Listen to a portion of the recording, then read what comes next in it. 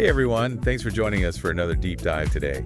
We're talking all about deworming your pets, Yeah, specifically cats and dogs. absolutely. And we think this is such an important topic because it really gets overlooked sometimes. And we don't want you to overlook it because it can have a It's huge. huge impact Right. on your cat's health. Yeah, and it can impact your health too. Exactly. Yeah. So that's kind of the mission of this deep dive is Yeah. to make sure that we all understand why this is so important and how to do it right. Right. So Yeah. let's jump right in. Okay. Why is regular deworming so essential for our pets? Well, it's essential because, worms can really affect a pet at any stage of life, Right. whether they're a puppy or a kitten or a senior pet. Oh, wow. And these parasites, they're not just hanging out in the intestines like you Yeah. think of with worms. Yeah. They can migrate to other organs in the body. Oh, it's a little scary. Yeah, it is. It's not good. So what are the real consequences then if our pets get Yeah. infected? So if your pet gets infected with worms, you might see some pretty significant consequences.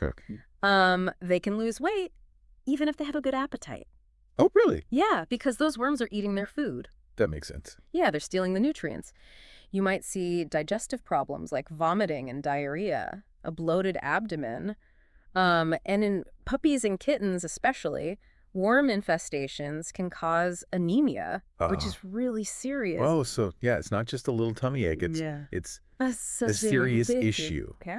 Life-threatening. Yeah.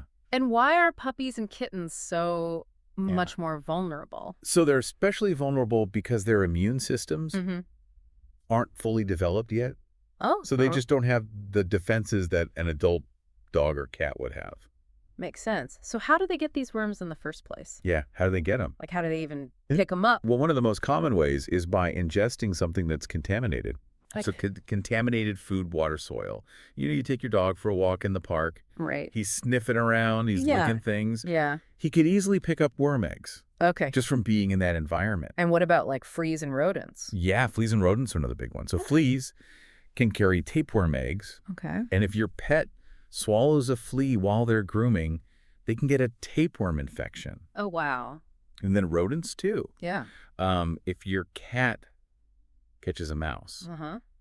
that mouse could have parasites, Yeah, and then your cat gets them. that makes sense. And what about newborn puppies and kittens? Are they safe?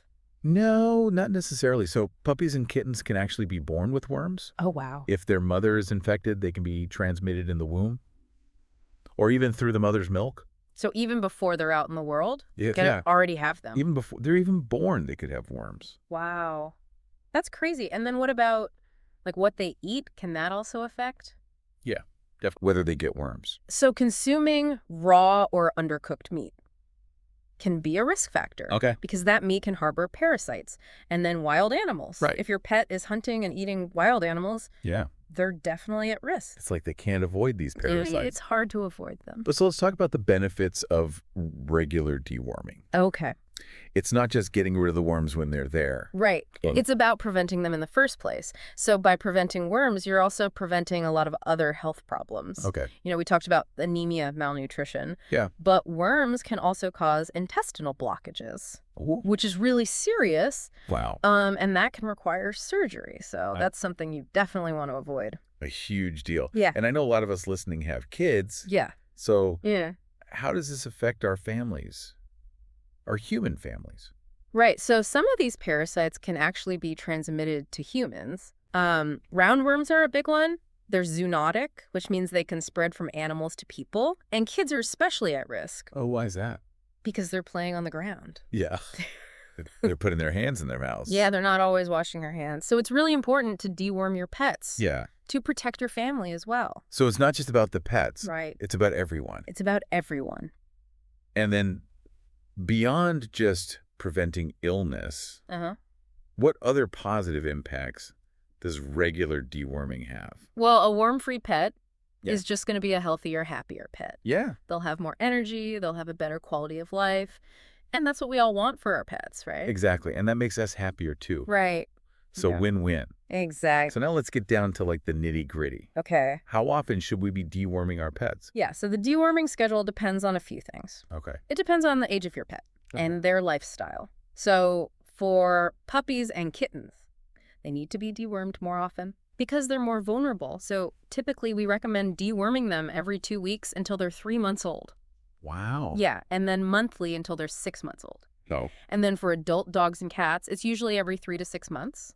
Okay. But again, it depends on their lifestyle. So what kind of things would make them need to be dewormed Yeah. more often? So if your pet hunts Okay. or scavenges, or if they live in a multi-pet household, Mm-hmm. they might need to be dewormed more often.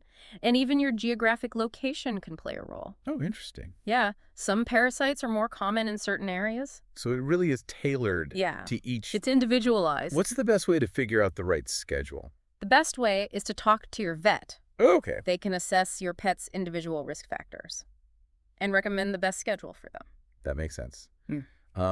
And even if we are deworming regularly, Mm-hmm. are there signs that we should still be watching out for? Yeah, definitely. So one of the most obvious signs is seeing worms in their poop or their vomit. You might also see weight loss, even if they're eating well, a bloated abdomen, a dull coat, lethargy, Okay. and then sometimes they'll scoop their butt on the ground or Yeah, right. lick or scratch excessively at their rear end. Okay, so if we see any of that, Yeah. what should we do? Take them to the vet Okay. right away. The vet can do a fecal exam Okay. to see if there are parasites present, and then they can recommend the right treatment. So, It's important to get that diagnosis. yeah, definitely. Don't just try to treat it yourself. No. Okay. So to wrap up today, Okay. what's the core message you want everyone to remember? Well, I think the main message is that deworming your pet is really important. Yes. It's essential for their health and for the health of your family, and it's something that should be done regularly. What are the key actions that we should be taking? So talk to your vet about the right deworming schedule for your pet. Okay. Make sure you're giving them their deworming medication as recommended, and then practice good hygiene at home. Okay. Keep things clean, and that will help to prevent the spread of parasites. That's great advice. Yeah. And on that note, here's a final thought for you to consider. Okay. We talked about how deworming can have such a big impact Right. on your pet's health and your family's health. What other routine preventative measures in life might have a similarly big impact that we often overlook? That's something to think about.